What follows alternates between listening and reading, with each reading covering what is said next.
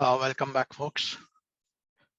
Last time we started looking at the most important verse in the Bhagwad Gita.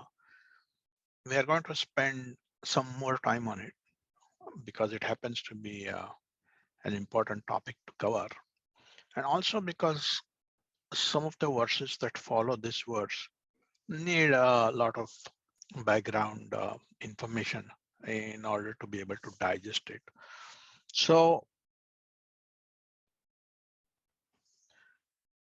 we are going to take a look at this verse again, well, at least part of it, and spend some more time. It is really the essence of the Vedanta, that it permeates in and through all the teachings of the Bhagwad Gita. So it's verse 16. Na sato vidyate bhava, na bhavo vidyate satah, ubhayorapi drishtontah, tvanayos tattvadarshibhi. And we saw last time how to break up the Sanskrit in this to mean that the unreal does not exist and the real never ceases to exist. On the face of it, it looks a very obvious statement, but there is an extremely deep current running behind this statement. We have covered a lot of that last time. And then the real and unreal. The ability for an individual to be able to look and discriminate this is a very profound ability. In fact, it is the most supreme capability that one can evolve into. It is paramount that the intellect be razor sharp to be able to discern this ability. And we will see that there is, of course, the fact that you ought to be able to see this, but there is also a fact that it is not a mere bookish knowledge or learning. It's a way of life. You are possessed with whatever it is that you are working on, and therefore your vision, the way you see things, has been changed. Affected is the word I wanted to use, but it has a slightly negative connotation. So this is not in a negative sense. We explained that the nature of what we interact with, we as in human beings through our senses, is by its intrinsically, by its very nature, it's intrinsically deceptive. We are looking at this shirt, this cloth over here, and this shirt, the cloth, it has been spun out of cotton. So one might, if this shirt is shown to a person who has never seen a shirt in his life, but he knows about cotton and he knows about cloth, and if you show him this shirt, he is going to say that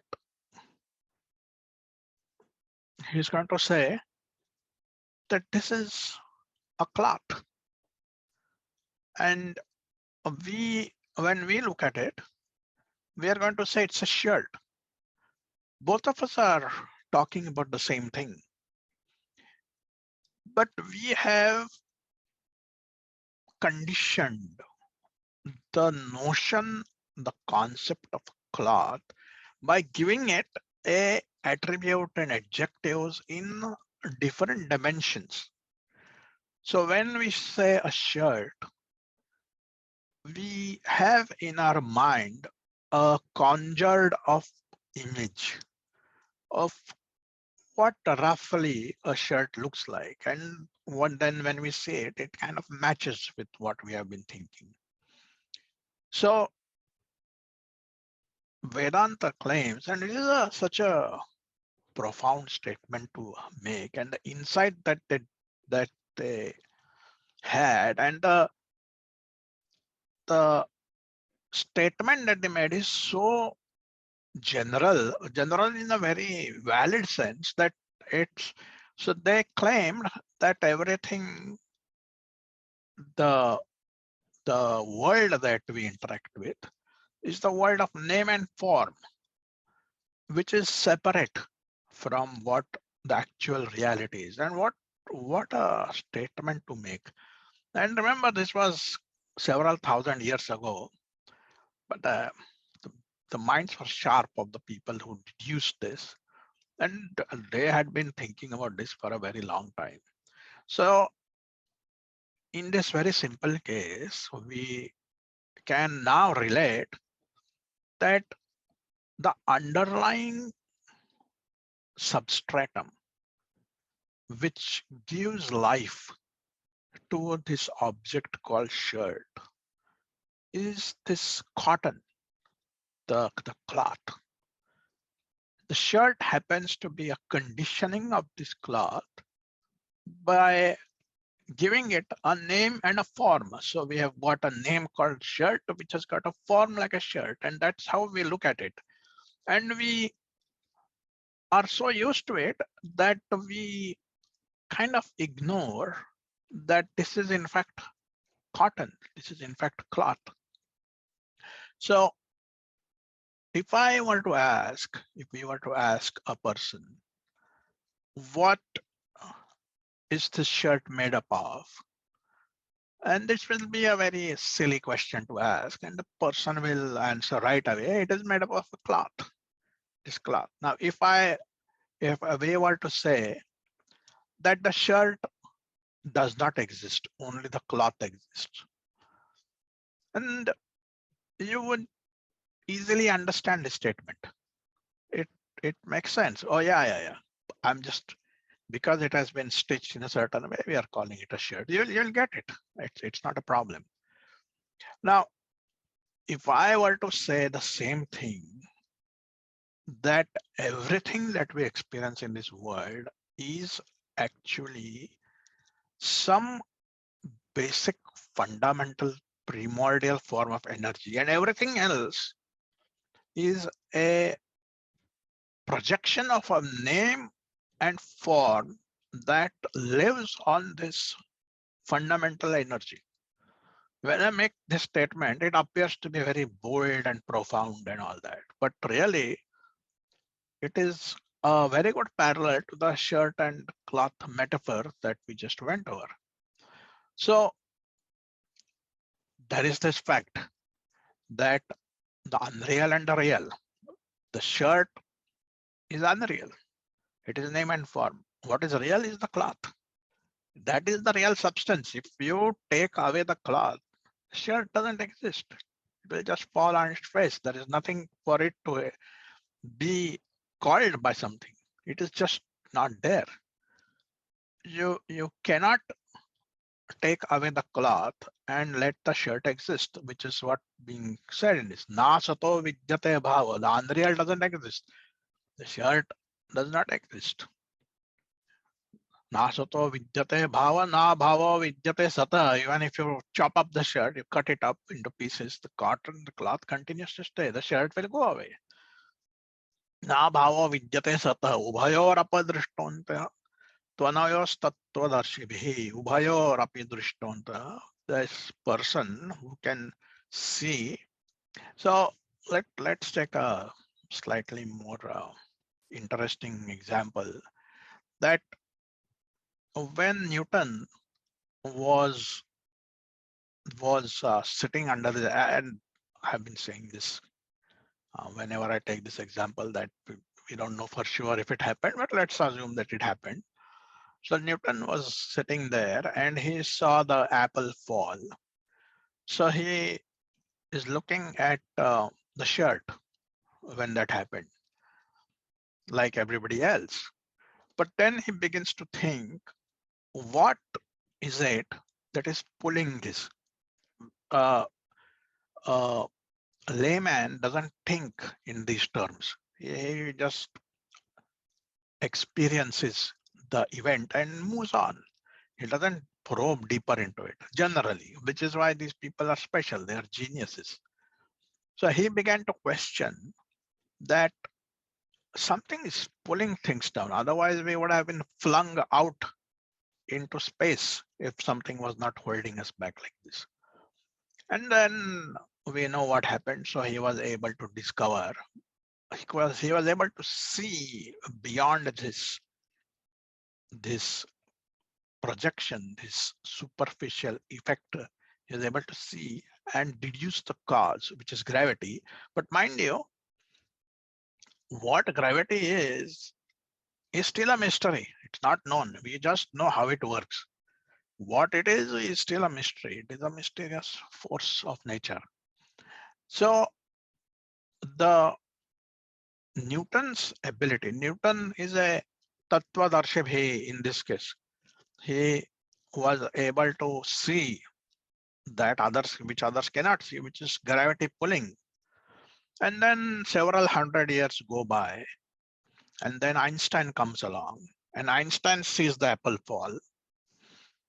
And what does he say? He looks at this same, well, I'm obviously paraphrasing this, things didn't happen exactly same way, but just to make it easy for us to understand.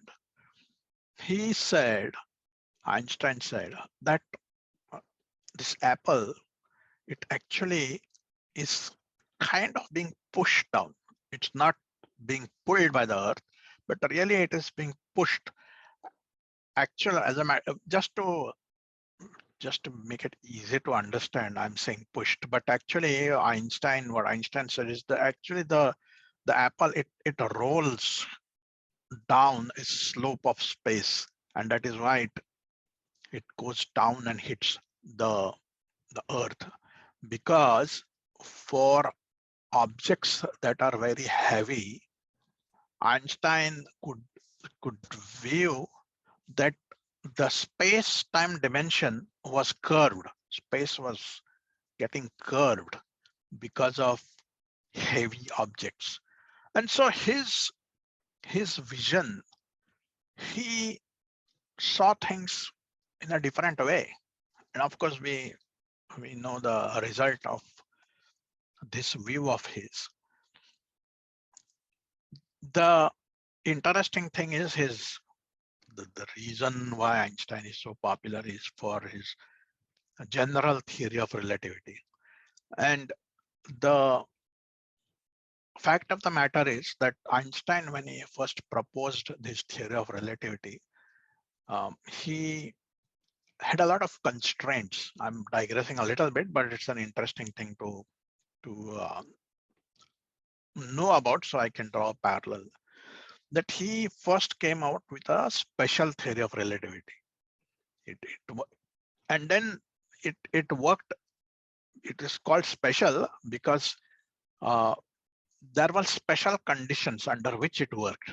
And it took him a while before he could come up with general. So although general, the name seems to be special, seems to be more special than general. But in this case, general actually is more special than special. So he struggled a lot to come up with the general thing. So here too, when Vedanta makes this statement, it is a general statement. It's a very unique case. It is not a specific case that only if you are a special kind of person or only if special kind of circumstances exist. No. Wherever you see and whatever you see, this law that the rishis had discovered is applicable. Gravity, if Newton had not discovered gravity, it will continue. It would have been there. It was there before he discovered. And it would have same thing in this case. This law that the rishis have discovered, it continues to exist. It has been there all the time. So this is the Tattvadarshabhi. The Tattva is the truth. Darshana, darshibhi is to see. Ubhayor api drushtonta tvanayos tattvadarshibhi. Those people who are able to see this clearly, actually there is a interesting incident that I remember, that my grandmother, she had got a cataract operation done on her eyes. This is way back. And then I don't remember if both the eyes are one eye. But she got it done, and the eye surgeon, he was very renowned, the person who did the operation. And then several years later, about 15, 20 years later, another relative of mine was to undergo the same surgery, and we went to the same surgeon. And so after 20 years, my grandma was there with me at that time. And we told this surgeon, the eye specialist, that you might remember my grandmother because you have operated on her. It's been a while, but you may remember her. And his answer was very interesting. He says, I don't recognize her looking at her face because I operate on hundreds of patients every month, thousands of operations I have done. However, if I look at her eye, I can tell you, I will be able to recollect what had happened to this eye and what I had done. So that's kind of being possessed with this urge to know something. And then this person develops this ability to decipher, to separate the chaff from the grain, to see the unreal from the real, which is the essence of this. The reason we are going through this is because the following verses also, they will need this explanation. Now, there is one other consideration, one other concept that we want to go over. And rest of the Bhagwad Gita, when we go, we may not spend so much time on the verses. In fact, later chapters of the Bhagwad Gita, when it is going to be a while before we reach there. But chapter 16, 17, 18, we are going to skip a lot of that. 18th is the last chapter, so maybe some last verses. But this is the core of the Gita, so that is why we are spending time on this one. So there is another notion that Vedanta and Vedic rishis have postulated. The objects that we interact with, they obviously live in space. Where are they going to live? They are going to live in space. So you see a red ball, it is there where you see it because there is space where it can be there. For it to exist, it is living in that space. In fact, it has displaced a bit of the space for it to occupy that space. So if you have a small matchbox and somebody asks you to put a big football, a basketball inside that matchbox, you are going to say, we cannot do it. There is no space in it. The space that you are asking me to crunch this size of matter is insufficient. So it is not possible.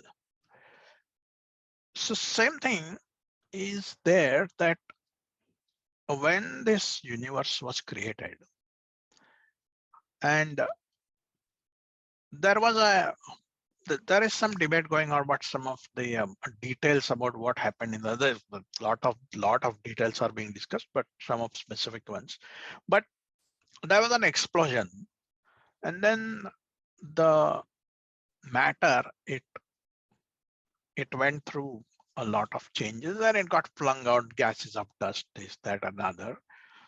You take a water balloon and you smash it against a wall, and the water will splash and it covers a few meters and then it stops, because the force with which you had thrown that water balloon on the wall, the force that you have used and the water in the balloon, the two of them, they are finite, and so they covered a certain amount of space before it stopped. The water that splashed out of the balloon, it just didn't keep going on, and it covered a certain distance, it stopped, it fell down, whatever.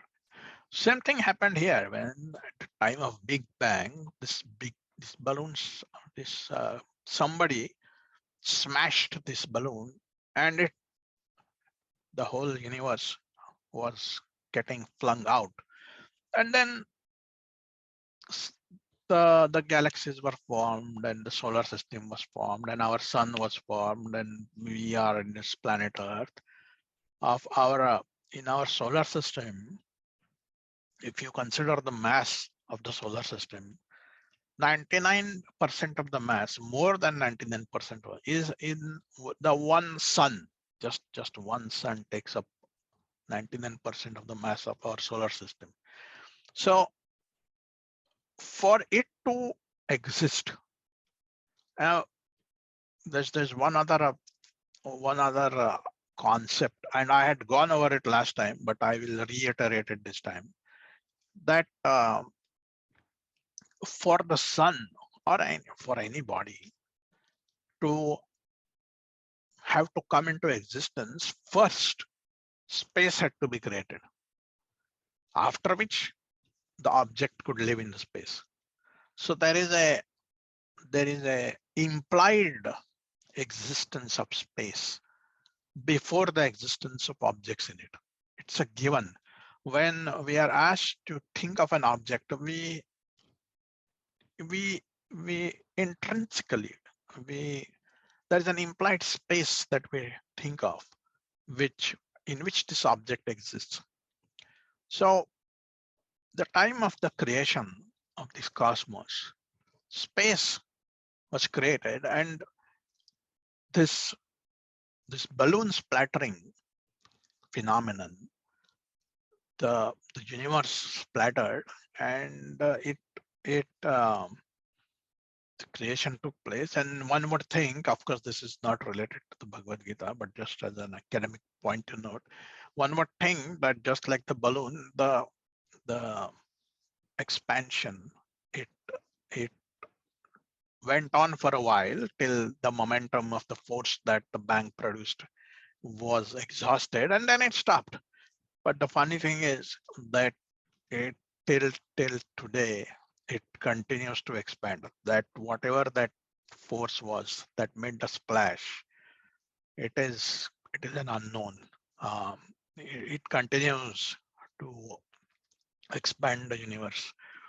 So the existence of object is pre-decided by the existence of space. So they have to live in space, objects. When we see an object, this object, the notion of conception, we understand that object, a parallel universe of whatever it is that we interact with gets created in our mind. The world of experience takes place in the mind. It is not outside. It's a very private affair. Everyone gets his own experience. There is a red ball that is sitting in front here, and two people see it. Their experiences are private. The ball is right there for everybody to see, but their experiences are private. So there is a parallel universe that gets created, that is a complementary part to the experiences that we go through. That is our life. That is in our life, different kinds of experiences. That's what we go through. So this object that we are talking about, this object is now inside our mind. And just like you have physical space that holds an object, there is a mental space in which mental objects are existing. You need to have a container and holder like space in which the objects will exist in there. They will be perceived in there, conceived in there, appreciated there, experienced there. So there is a mental space that is there in which there is a direct parallel. So this mental space that is there, it behaves in familiar ways with the space, but it has got one very important distinction. It is not physical. And by virtue of that, it exhibits properties that are for a normal person very irrational. We cannot digest some of the things that it does. If you consider this ball, somebody has pumped air into it with space. So the way you can look at it is, we are in this, I'm sitting in this room here, and this room has got space in it. But another perspective of looking at it, that this room, this house, this hall, this whole thing is inside of space. So there is space inside the room, but the space inside the ball, but the ball itself is inside space. So it covers space, it covers, and it also pervades. Now, physical space has got its own limitations about how it can pervade the inside of an object. Although we experience and walk in space all the time, it is there. And the notion of, there is this Big Bang theory in which there is an explosion takes place. It is still called a singularity. There is a lot of advancement in that area of theoretical physics, but it's basically something. It's like 1 divided by 0. If you have some real complicated equation which has got, you know, integral this, that, and lot of things happening on the numerator of this fraction, and if the denominator is 0, then it is meaningless. You can do whatever math you want, but if you are dividing by 0, the answer is, you don't know. You don't know the answer. You can call it infinity if you want, but in this specific context, it's undefined. And in the case of the mind, where we have got this mental space, which give the ability for objects to thrive and survive in it, it is lying in a similar domain where things are undefined. We do not have the tools, the techniques. We cannot use them to, or we cannot apply them to states of the mind. And to a certain extent, we might be able to do. But similar to the way that space occupies, permeates, pervades, and envelopes everything that we know about. Similarly, the mental space, it pervades, permeates, and overlaps. So the universe, it for somebody listening to it for the first time, he might find it strange, but this universe exists in the mind, and as large or as infinite as the external world is, the internal world is equally infinite, primarily because we don't have the means of measuring its expanse. You cannot measure it. It has got in it certain properties that are not available to be scrutinized and examined by the current tools that we are used to. So the space, the mental space, the very fabric, that is the word, the shirt example that we are taking, its existence is because of this fabric. Without the fabric, the cloth, the shirt doesn't exist. So also there is this fabric that this question has been asked several times and answered in several ways across not just Hindu religion. It has been probably asked in other religions as well. But this is a very classic question, that what is this fabric that pervades everything and enlivens everything, or doesn't have to be life, but it provides existence, because the objects that we see, they borrow existence. They exist for a while and then they resolve. So the while that they exist, they have borrowed that existence. Vedanta gives a very interesting is not the word I'm looking for really, but apt, or something that we can understand very well. Example of there is a pot in which there are some vegetables, and there is this water and there's vegetables in the pot, and you put light fire under the pot, and after a while the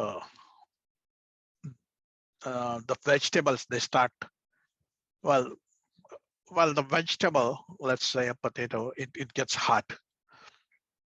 So the reason that it got hot was because it took the heat from the water. Now we know that water doesn't have that heat.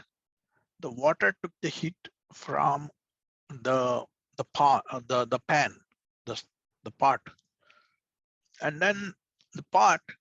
So you can follow the logic. What is it that originally had heat? So this is a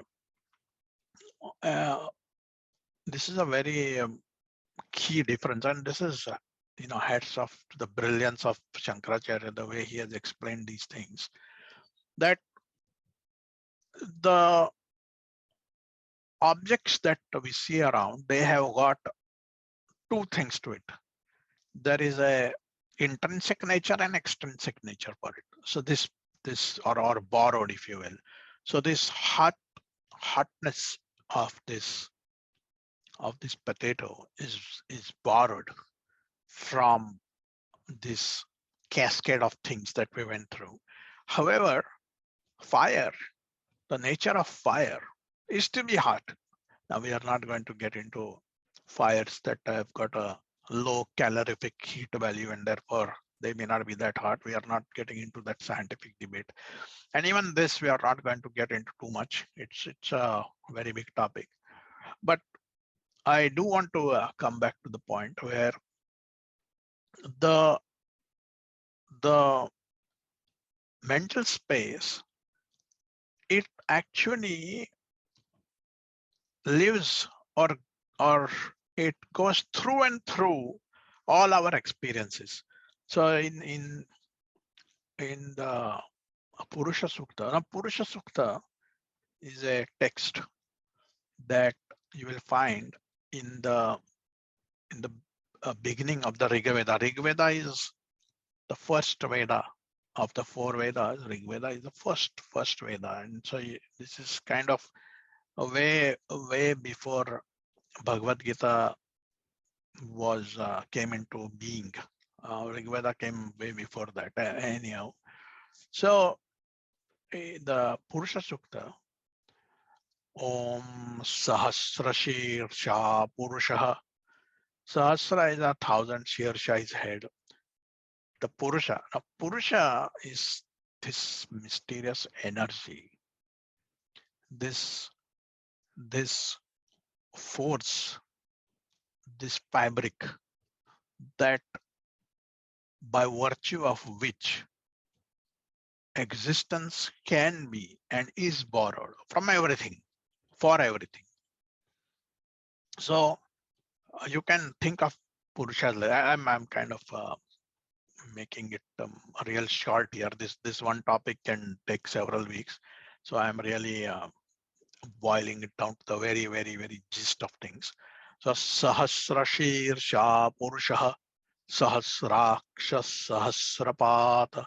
So basically, this Purusha, it has got 1,000 feet, 1,000 eyes, 1,000 ears. It's an attempt to explain the infinite nature of this force that is there before the Big Bang in terms of the material world that we know of, and this is where things start getting different.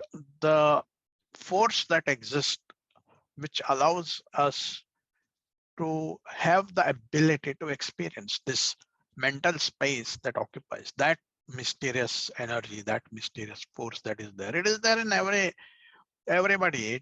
There's no question of denying it. It's you don't need to be a religious person to know that you are alive and you are conscious and all that.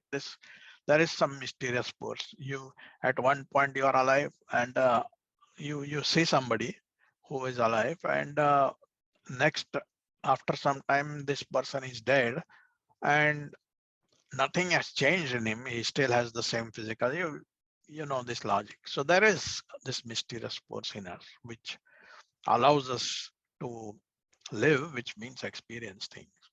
So Om Sahasra Shirsha Purusha Sahasraksha Sahasrapata Sabhumim Vishwato Ritva. I'm just reciting the first sloka, first mantra of that. Sabhumim Vishwato Ritva. That means this that means that it's enveloping. That is the avrat. It covers. It covers the earth and this whole world. To how brilliant, how wonderful it is that thousands of years back, these people not only they thought about it, but their confirmation, their confidence level in their discoveries was so unshakable. They had no doubts about what they are talking about, what the nature of this energy is, how it pervades the whole cosmos. And in Hinduism, the Vedas, there are two parts in the Vedas. There is the Karma Kanda, which is almost more than 3/4 of the Vedas. And there is Jnana Kanda, which is the Upanishads, which is Vedanta. And we had gone over this very early on in our sessions here. So the Karma Kanda portion, more than 3/4, you might be asked to believe in certain God and do some religious passages, some religious rites, and do so on and so forth. And you might and this is a very common thing that Westerners experience. While reading that, you might dismiss this whole text as being primitive and ideologically compromised. And it would be a mistake then to not look at the Vedanta. But when you come to Vedanta, then everything changes. They do not ask you to believe in anything. In fact, many times they challenge whatever has been said in the 3/4 of the Vedas. They will say you can do this if you want, whatever has been said, but you will, in terms of the final truth, you will not get that by doing all these things. You can believe in this, you can believe in that. They follow a treatment. There is a 3-step treatment that Vedanta and the later scholars follow.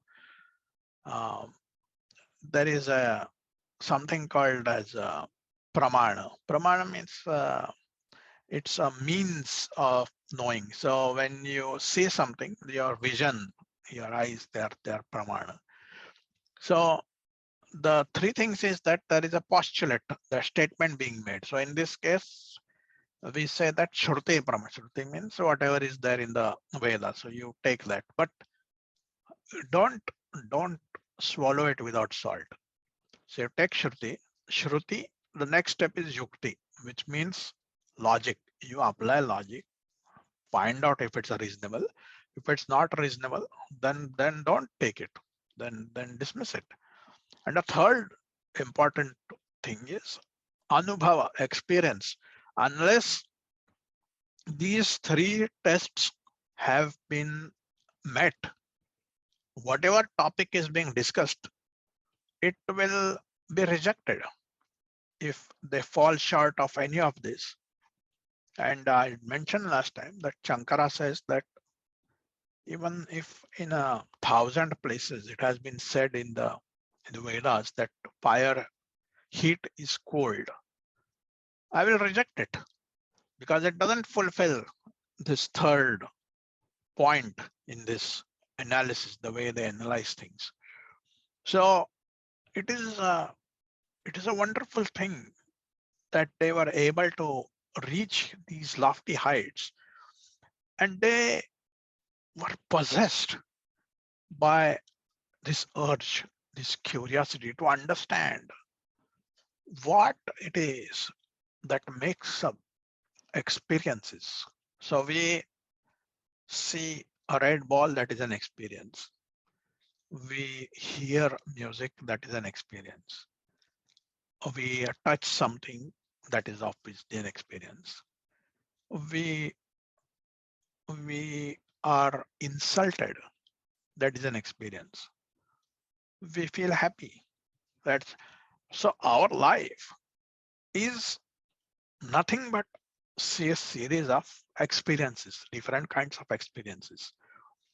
You are put under anesthesia and the surgeon operates on you or does whatever he does. At that time, there is no experience per se, at least superficially. There is no experience. So we don't experience it at that point of time. Later on, you wake up and then you experience. So there's all this series of experiences that we live, which is our life. And so the question that these rishis were possessed with was, what is this fabric that makes experiences possible, that provide existence to the very experiences that we go through? And this verse here is discussing some of the basic things in there. The following 2 or 3 verses are going to go in even further in that analysis. But this verse 16, you can see there is so much of wealth in it that you can keep contemplating, studying in it, and it will uplift your being, your thinking to a different level where you may not become Tattvavarshvi like a Newton or Einstein or a Yajnavalkya or a Aruni. or Uddalak. Uddalak and Aruni is the same person. But our Einsteins, our in the sense, the Upanishadic Einsteins and Newtons, they are the people who have written these Upanishads. So every Upanishad has got their own Einstein, and his brilliance in having figured out this is being articulated in that. So it's not at all something to be dismissed and taken lightly. Okay, so we have exhausted most of this session in following up with this 16th verse, and as you can imagine, uh, the reason for this is that this is the most important verse in the Bhagwad Gita from a Vedantic standpoint. Now, the next verse that is there that we want to go through, I think that I'm going to pause here because we are almost at the end of this time here. And that verse is also equally deep. And the reason we went through this entire session of analysis is because the next verse is going to need it so that we can appreciate it. And we'll go on doing this for some time, and then we will connect back to Arjuna and Krishna, because right now, whatever we are talking, where is Arjuna and where is Krishna? And we have been saying that Mahabharata is not just something that is happening on the battlefield, but it's something that is happening in the mind. And that is where all these analogies, all these different intellectual pursuits, the different techniques that one could employ in trying to understand the mystery of what experience is, and do we have a say in it? Can we control it in some way? Why is it that we are affected by some things in a certain way and certain things in certain way? Well, I'll just conclude this session just reminding one point that Vedanta promises.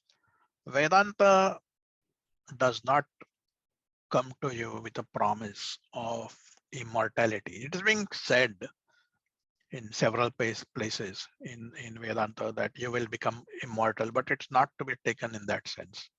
So Vedanta doesn't come to us with that, like from a wording perspective, that exact point, but it comes to us with hope that we would be able to address the suffering that one goes through in life and be able to accept it and not let it hurt that much, depending on your degree of understanding of concepts and your ability to practice it.